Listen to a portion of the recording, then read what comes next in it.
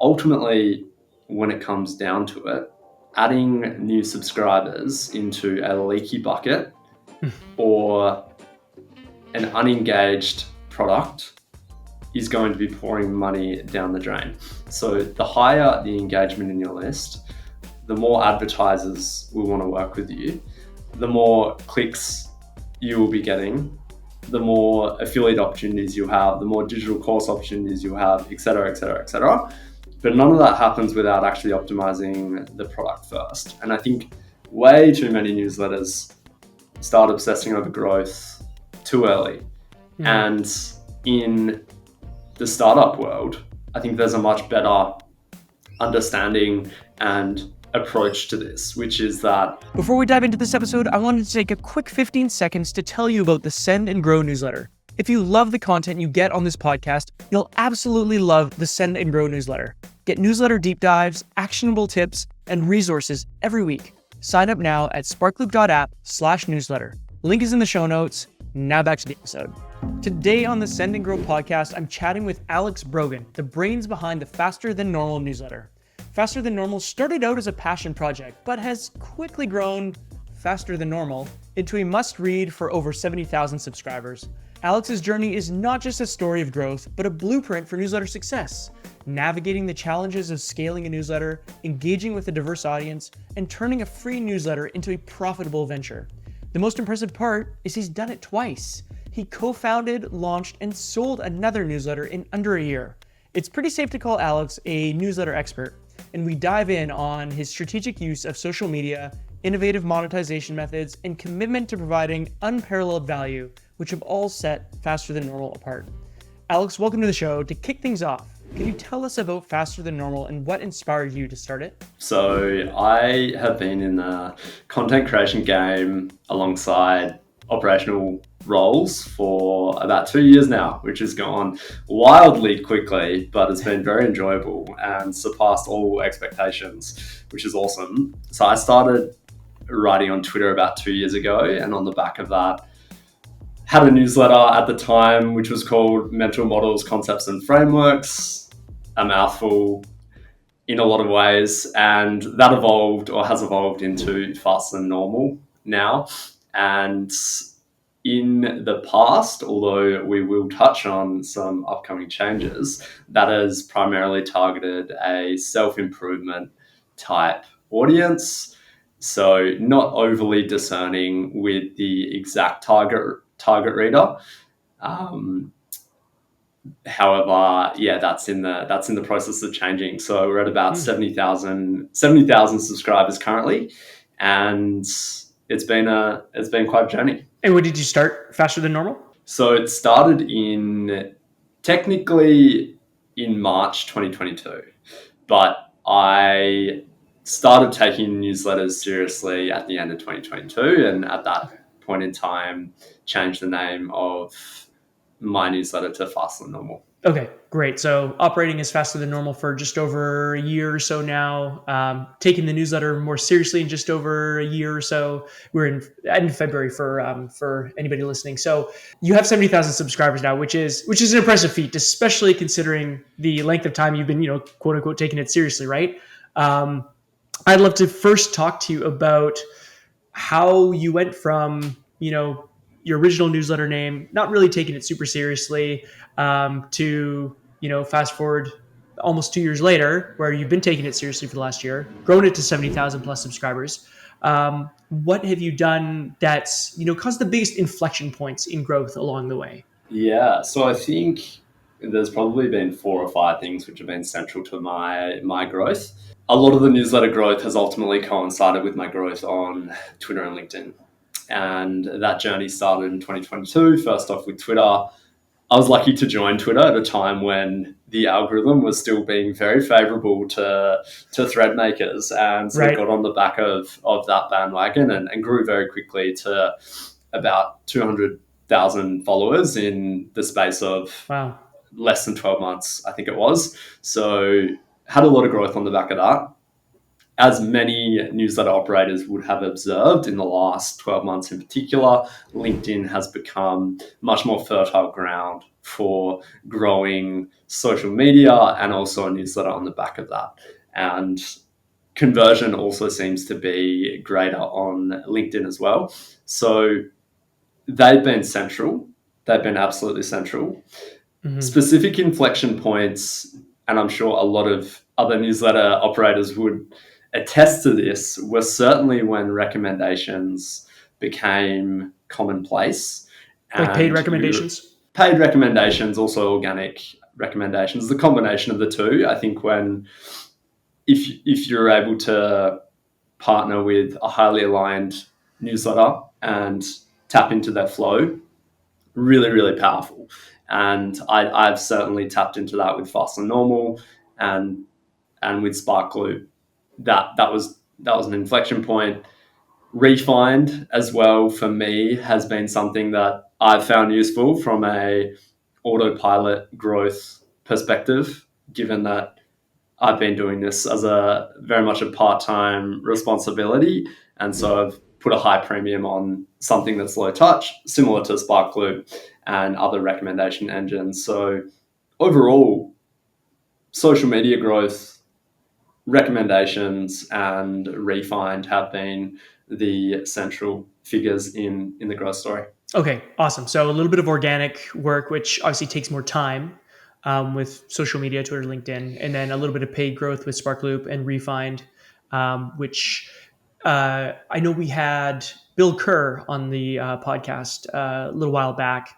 He's from Open Source CEO. I'm not sure if you're familiar with him. Yeah, I know Bill. Yeah. Okay, great. And he was the first person on our podcast who's ever mentioned Refind as a good growth source, paid growth, but a good growth source. And for a while, he said he was driving really low CPAs and really getting really great quality subscribers there as well. So was that a similar experience for you? Definitely. And it's the law of shitty click-throughs, as they call it, in the sense that any new marketing channel has a very low CPA initially, and then as more people discover the channel, that will start to increase over time. And I think Refind had that sweet spot maybe for the last 6 months of last year. It's starting to change a little bit as more people are aware of it now.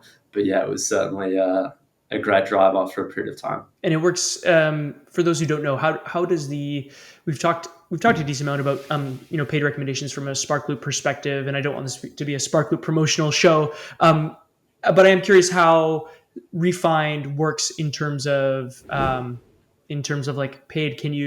For those who don't know, can you just give us a really short, like Cole's notes on how it works? Would love to. I think the beauty of it is that it's completely self-service. So you can sign up to the ad manager and input a link to your newsletter, a CTA, and your categories that you target.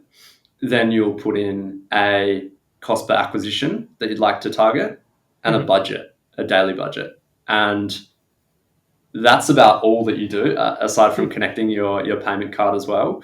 And then Refind will automatically insert you into their most relevant categories that they have. And for those that are unaware of what Refind is, it's basically a link aggregator for specific topics. You might have mental wellness, you might have finance, you might have marketing, so on and so forth. And they aggregate and curate links from across the internet and put them into a nice, short, succinct newsletter that is very readable and a good way to discover new blogs, websites, etc. So yeah, that's been really effective.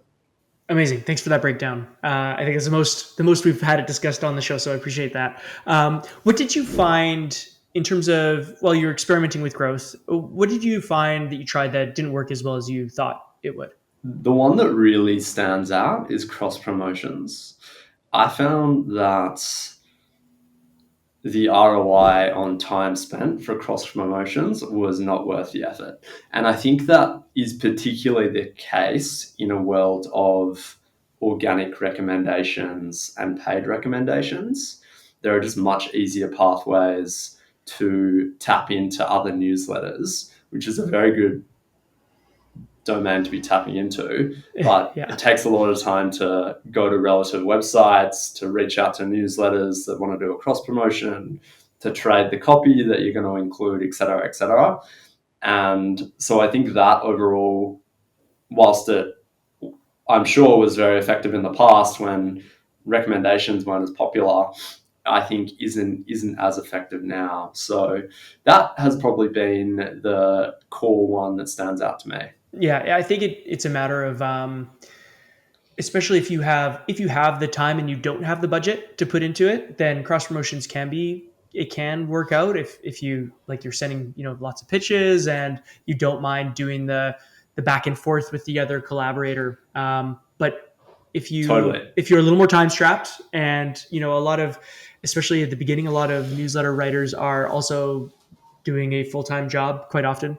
So time isn't necessarily something they have a lot of. So I could see Definitely. that being definitely a bit of a draining exercise that maybe will have disappointing results. So that makes sense. 100%. On that point, Dylan, I think it's a really good one that you make. And one of the frameworks that I love to think about when speaking to new newsletter operators is ultimately you have a set of resources that you can bring to bear on your newsletter growth. That can be time, that can be money, or that can be skills and knowledge of a specific platform. So you might know Facebook ads extremely well. You might know LinkedIn organic growth extremely well. Deciding your growth strategy, lots of conversations around growth strategy tend to be quite prescriptive in that X and Y is the best way to grow a newsletter. That's not the case. In general, of course, there are growth methods that can allow you to get more scale quickly, but ultimately reflecting on your unique resources is the most important way of approaching growth. So if you have lots of time to commit to the exercise, then organic social media is going to make sense for you. Cross promotions are going to make sense for you. Awesome lead magnets are going to make sense for you. If you have capital to throw at the exercise, then Facebook ads, Twitter ads, etc., is going to make sense for you. And similarly, as I mentioned with the skills and knowledge. So it's really a matter of reflecting on your unique capabilities and the resources you can bring to bear, and then leaning into those as much as possible. Probably has to do a little bit as well, and that's a great framework too. So thanks for sharing that, Alex. And I think it depends on your goals and how quickly you want to reach them as well, right? If you're playing maybe a long time horizon kind of game where you're just you're bootstrapping this thing and you're okay with it taking a little bit longer, then yeah, you might leverage your time, right? Whereas somebody who's like, no, I want to build this thing as fast as I can, like let's build this rocket ship and let's go, then obviously you're going to leverage more the paid aspect, because that can go a little bit quicker. Totally. Yeah, I think it hits on a really good point, and it's a meta discussion that you get into around growth isn't the be all and end all. And I think as I've actually been in the newsletter space for longer, I've very much realized that. And it's easy to optimize for the headline numbers as it is on social media. It's the vanity metrics that everyone tends to obsess about. But ultimately, there are phenomenal newsletters making millions of dollars per year with 10,000 subscribers. And if you are very thoughtful and intentional about the audience that you target and ultimately build for, and build something really great for them, then you'll be far better off than chasing just high headline numbers in a somewhat irrelevant or highly crowded niche. So I think that's really important to level set and be highly intentional about what you're actually optimizing for. Absolutely. We've had a number of operators on here who have definitely well under 100,000 subscribers, closer to 30 to 50, and they're making 300, 500, 600,000 a year, one close to a million. And so it definitely can happen with the right package of content, product offerings, and that sort of thing too. So it definitely doesn't have to be a numbers game in terms of get the most subscribers as fast as possible, because usually that isn't necessarily a winning formula all the time. Yeah. So it's So go So on. no, it's okay. I was going to make a I reference to the AI newsletter craze, and yes, please do. the only thing that really mattered was whether you were the world's largest AI newsletter. Yes, But anyway, right. that's a different story. Yeah, I mean, and we're talking about a crowded marketplace, and it was a bit of a first to market kind of race, right? Like who Yeah, could kind of build the biggest, best AI newsletter? Well, not even necessarily best, the biggest AI newsletter the fastest, and we're going to start seeing the fallout of that, I think, in the next little while here. But it was definitely interesting to watch that whole sector explode. It did a lot for the newsletter world as well because there's a lot more going on, I should say, with newsletters. People are leveraging that for sure as a medium to capitalize on, ChatGPT and Dolly and all of this stuff that was coming out that was really exciting. So it was interesting to see, but you definitely saw that big spend and big push to grow these huge AI newsletters. So there are some winners, but many losers in that game. So absolutely. I want to know, just lastly on this growth topic, what do you think more newsletters should be doing from a growth standpoint? Or maybe what's the biggest mistake you see a lot of newsletters making? You can answer either or both of those questions if you want. I think the framework that I like the most is actually from the startup world, which is around optimizing for product market fit first and Okay. being very sure on the value that you're providing, the job to be done, so to speak, that your newsletter is actually fulfilling, and whether you're doing that in the most effective way possible. Ultimately, when it comes down to it, adding new subscribers into a leaky bucket or an unengaged product is going to be pouring money down the drain. So the higher the engagement in your list, the more advertisers will want to work with you, the more clicks you will be getting, the more affiliate opportunities you have, the more digital course opportunities you have, et cetera, et cetera, et cetera. But none of that happens without actually optimizing the product first. And I think way too many newsletters start obsessing over growth too early.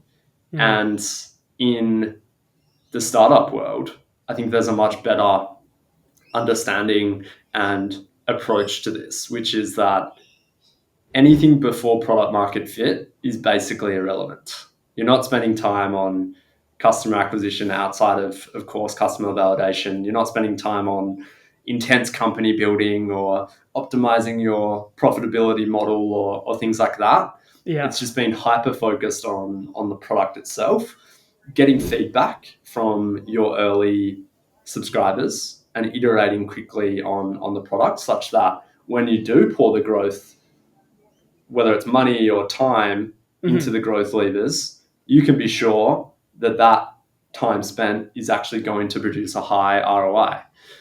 And I think a lot of people, similar to the thread of optimizing for vanity metrics, get obsessed with growth too early and don't actually optimize the product and really understand what it is who it is they're building for and how they're fulfilling a need for them. So that would be the biggest one there. That's a really great point. And we just had Chanel Basilio on the podcast who writes the Growth in Reverse newsletter. And she kind Yeah. of took the approach you just mentioned. She really doubled down on quality, focused on, in-depth research on all of the deep dives she was writing. And she did do some, she didn't do any paid growth. Everything was organic, like being active on social media, but she wasn't, going viral every day and growing her newsletter with, tens and if not hundreds of thousands of followers. It was just that her content was so good, it naturally was like everybody was sharing it and saying, "Wow, I can't believe this a newsletter is being written and it's free and it's like this is amazing." Mm. So I wholeheartedly agree. I think that is something that we're actually probably going to see more of in the next year. I think a lot of the because when we get a very saturated newsletter market, in all types of topics, the niche doesn't necessarily even matter. It's just you can only read so many newsletters in your Yeah. inbox. You're going to start ignoring or unsubscribing the ones that just don't do the job for you, whatever that job might be, whether it's to inform, entertain, educate, whatever it is. And so I think it's really going to come down to, the really high quality newsletters are they'll rise to the surface, and they're probably going to, win, at least in the short term. So I think focusing on quality is something I think is ultra important and should be the number one focus. So very, very good point. At SparkLoop, newsletter operators are always asking us for recommendations with questions like, who creates the best content on building a newsletter? And which social ads agency should I work with to grow my newsletter? And also, who can help me figure out how to sell more newsletter ads? So we created the ultimate resource for newsletter operators, our Certified Experts Directory. We found the best, most trusted media and service providers in the newsletter space, and we put them all in one directory for you to use. Take your newsletter to the next level with our free Certified Experts Directory. Check it out at the link in the show notes. Now, back to the episode. I want to go into talk about the intelligence age. And you started the intelligence age. Correct me if I'm wrong, but did you was it Yeah, Yeah, you co-founded it. co-founded. Okay, co-founded it. Yeah. And we were just talking about AI newsletters. It was an AI newsletter, and you did recently sell it just within the last month. So I'm really curious about that journey. Let's start off maybe with the question of, did you start the intelligence age with the intention to sell it, or was it just something out of curiosity and interest? Yeah, interesting. So I was founded the Intelligence Age with my cousin, Okay. Casey, and a close friend, Isaac, as well. And Isaac and Casey both have spent a large portion of their careers in AI building ML algorithms for cardiovascular imaging and various things quite deep in the space, which obviously isn't my world. And so the initial idea was actually to, with much of a longer term time horizon about what we were interested in doing in the space, and that was likely to start, which my cousin Casey is now actually working on, a AI automation agency. And we Okay. thought that having a distribution lever would be very additive to that plan. And ultimately, when we combine sort of my year or 15 months of learnings on Faster Than Normal and Casey and Isaac's knowledge of AI, it made a lot of sense, given that so much attention was being given to the space, and we could really justify going on that journey. So no, we didn't intend to sell it, and as is often the case, it's very much just a priorities changing type scenario. And ultimately, yeah, we were happy with the offer that we got in the end, and it made sense. So yeah, it was quite a journey, but in the end, glad we did it. We learned a lot during the process as well, and got to take something from zero to acquired as well, which is a good experience. Yeah, no kidding. What were some of the biggest learnings you had in that journey? I think one of the most interesting ones from a growth perspective is, and this happens across all of media and is a really fundamental law or principle of media. And that is, once you've built a media asset, it becomes much easier to bootstrap and launch and successfully launch new media properties. And you've seen this across multiple different spaces, whether it be Morning Brew launching with their business newsletter first and then expanding to different categories, whether it be Harry Stebbings releasing 20VC, expanding into different categories over time. There are countless examples. You've seen it in the AI newsletter space with folks like Zane Khan leveraging his existing audience to grow Superhuman extremely quickly. Mm-hmm. And ultimately, we were able to leverage my existing audience very successfully, and also Faster Than Normal as well as a newsletter from a recommendation standpoint. Okay. And overall, that meant the assets we could bring to bear, so to speak, on growing that newsletter very quickly was a lot more than we otherwise would have had. So I think that's the first point. I think the second point is compounding, and compounding in the sense that when you start to have learnings in a space, as I probably had in newsletters by that point in time, you just don't realize how much easier it becomes. And I think so often you can get 12 months into something and it can feel like this is too hard. I'm not seeing the traction that I want to see, et cetera, et cetera. And then it's only in those next 2-3 months that things really start to tick over and compound.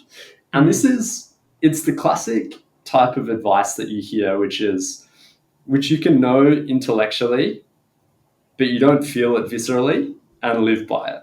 And I think bridging the gap between that intellectual knowledge of the idea of compounding being a good thing and actually doing it, the quicker you can bridge that gap and live by it, the faster your results in general will be, and the more long-term success that you can have. And I think it's quite ironic that the AI newsletter craze was probably the best possible example of this shiny object sort of syndrome that folks have.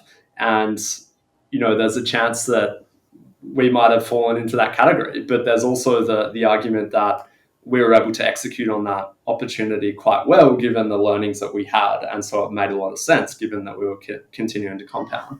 And I think just too often people jump ship, are impatient before they actually see results. And ultimately anything can work so long as you're willing to put in the time and be patient. Patience is a true virtue, especially when it comes to something like building a newsletter. Were you weren't looking to, you didn't start the newsletter looking to sell it, the Intelligence Age. So did an offer come to you, and did that, or was it something that you reached out to potential buyers? Yeah, correct. So we didn't start it with the intention of selling it.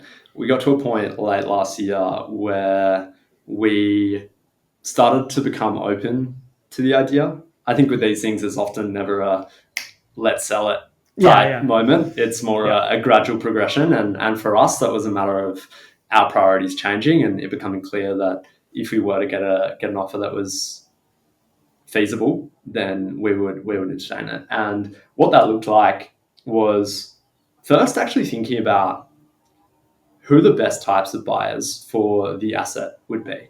And what I mean by that is, and this may be some of my sort of investment banking background coming into it, but ultimately you can have different types of buyers, and the value of the newsletter can be different to those types of buyers. So if you were to sell directly to a newsletter, for example, the newsletter itself would be valued on a subscriber basis.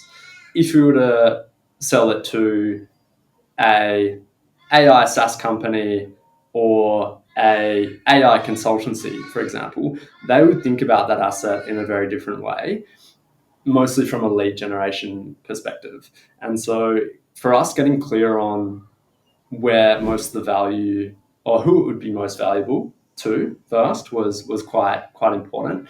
And then starting to reach out in a mostly hey, we're considering what it would look like to sell X. Do you know anyone that would be interested? And that was really where we started, and it dovetailed from there. We started conversations with a number of groups, got a few offers along the way, started conversations with the Neuron in probably January, and chatted over the course of about 2 months it was. And ultimately we were able to come to terms on something that made sense for both of us and hit go.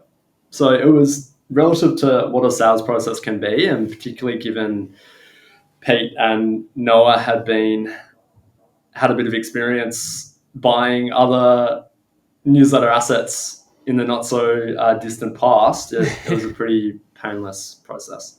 I was just, for research for this this interview, I was just looking back at your latest post on the Intelligence Age, the newsletter that you sold to the Neuron, and it looks like they have kind of sent out a final email about a week ago under the Intelligence Age brand to subscribers, basically letting them know it's going to be kind of wrapped into the neuron, and the next newsletter they'll see is from them. How does it feel as somebody who's like kind of, put a little bit of blood, sweat, and tears into a brand and a list and all that, to see it just kind of, I mean, you get the revenue from the sale, but at the same time, it's like, I'm curious, because for me, that would feel like a little bit like, sending your child off to college, but them not necessarily coming back, kind of thing. Did you have any interesting feelings over that? A few things. I think the first one would be, we felt the asset itself was going to be in much better hands with Pete and Noah. That they have, I think, been the definition of anyone in the space putting blood, sweat, and tears and really thinking thoughtfully about brand, more so than pure top line numbers. And I think they're being handsomely rewarded for that, and that will play out over a period of time as well. So that's the first thing. Ultimately, we didn't feel that we could maximize the utility for subscribers given our time commitment to it. I think it was always a side project for us as well. It wasn't a full-time focus. And so, yeah, it didn't quite feel like a baby. Obviously, it was something that we put a fair amount of time into, but it didn't quite feel like a baby. And so, yeah, it was pretty comfortable and painless in the end, and it just made sense. It felt like the right move. So, yeah, overall, very happy. Okay, very good. Let's get into, just for sake of time, I had some other questions about the sale, but let's get into some revenue, because obviously, selling a newsletter, there's got to be a little bit of revenue tied to it. But in terms of Faster Than Normal, how did you start monetizing with Faster Than Normal? And then what was like maybe your first form of revenue? And then how are you currently monetizing it? Absolutely. So sponsored newsletters, main advertisements started probably at around 10,000 subscribers, give or take, started getting inbound at that point. And how it's evolved is to add on newsletter affiliates, being recommendations as well. So using SparkLoop and Boost, and other affiliate products and services within the newsletter. And I've recently, or as of about 3 months ago, released some digital products as well. So that is starting to play out too. So yeah, a few levers there. Okay, cool. And we'll talk about your digital projects really soon. Before we do, I'm curious, can you give like a approximate like revenue sort of pie chart on a percentage of, ads to affiliates to recommendations kind of thing? Yeah, totally. So I think ads would be at least 60%. Digital products 40. Oh, sorry, not 40. That would be the whole 100. Yeah. 20 to 25, and then the remaining affiliates between so the remaining and 15-ish% affiliates. And okay, cool. Yeah. And I'm curious, since you sold one newsletter already and seem to have a pretty good experience doing that, what are you planning on selling Faster Than Normal at some point? Definitely not, actually. Yeah, I see this more so as my baby relative to the intelligence age.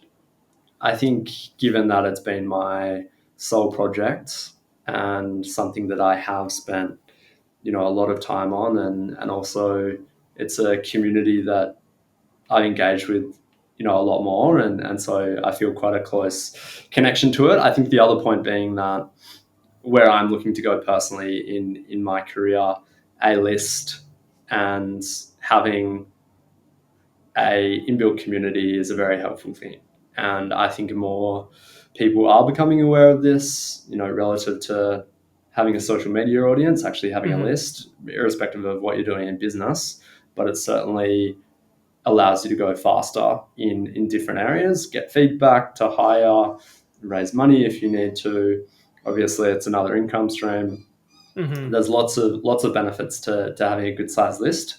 And yeah, ultimately, I find it really enjoyable. I'm writing about things that I'm interested in as well. And that, to me, feels like an infinite game. So I don't plan to sell it. I love it. And one thing too with, an email list versus a social media audience, which is helpful for growth, of course, but you kind of de-risk a lot of your effort when you're also building a list simultaneously, right? Because though you don't necessarily own, um, I guess your email, because Gmail maybe could shut down, or whatever ESP you're using could technically shut down.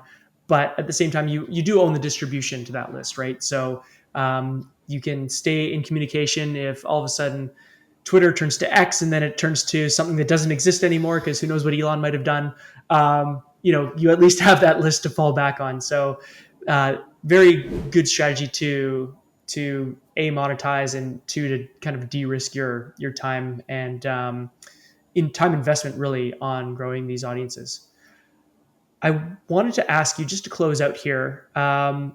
You've had a successful newsletter exit. You've seen lots of success, growing faster than normal. So you've had a lot of experience building profitable newsletters and now selling them. And you've recently launched the digital product that you alluded to earlier, a course called Newsletter Mastery. Can you tell us a little bit more about Newsletter Mastery? Because I think people listening to this right now could probably benefit from it. So yeah, enlighten us. Yeah, would love to. No, thanks, Dylan.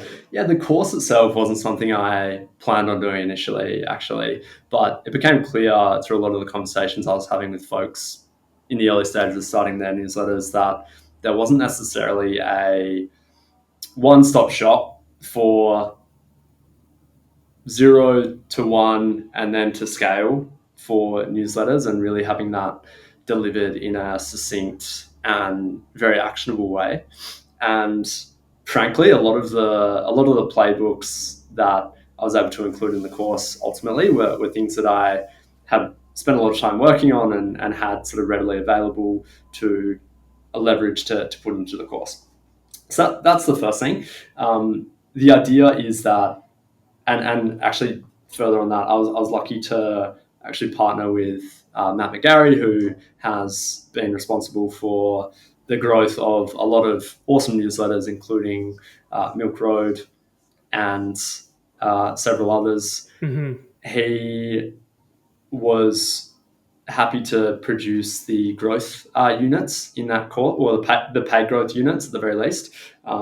So that's awesome. And then Demand Curve actually included a short module on deliverability aspects, which is a little bit more technical and complex in nature. So was really happy to partner with those guys who got a lot of relevant experience in those areas. And the course, I think someone at all stages could get something out of it. Maybe if you're already 100,000 subscribers and heavily monetized, you won't. But if you're starting off, it goes through everything from finding a profitable niche, which we spoke about at the beginning of the conversation, the importance of building a brand, really understanding your job to be done, setting up your newsletter, design-wise, etc., and how to think about growth, the framework I mentioned, and then all the growth channels you can actually be considering and which ones are worth your time, and how to think about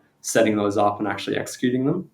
And then in the monetization section, it goes into all the different ways you can monetize a newsletter, which ones are suited to specific newsletters the most, and how to execute those as well. So I didn't hold back as far as putting in everything that I had learned, and also resources and all sorts of stuff. And yeah, the early feedback has been really good.